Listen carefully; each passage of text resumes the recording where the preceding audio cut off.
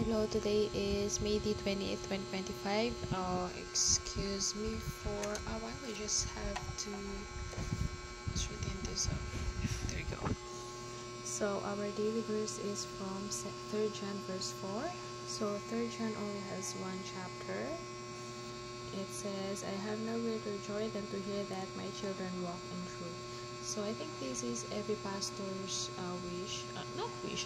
not desire, but goal and happiness and joy, because I remember Paul mentioned in one of his epistles, ye are our epistle,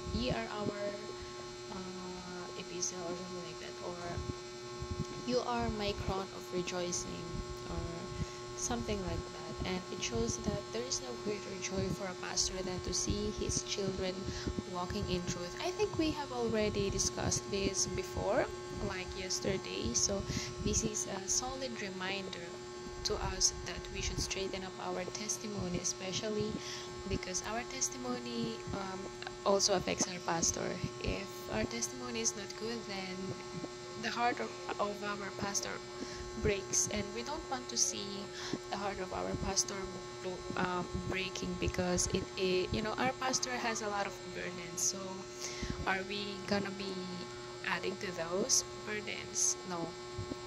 And as I have mentioned, I think it was just yesterday, let us be like Aaron and Hur, who helped Moses, who helped the leader in his ordeal, in his struggle. And let us help our pastor to lift his burden, because we don't see the burdens that our pastor carries. Yes, our pastor has a lot of burdens, but he's strong, and he does not show it to us, because he needs to be strong. He needs to be the leader that we can count on. So I think that's it for today. Thank you.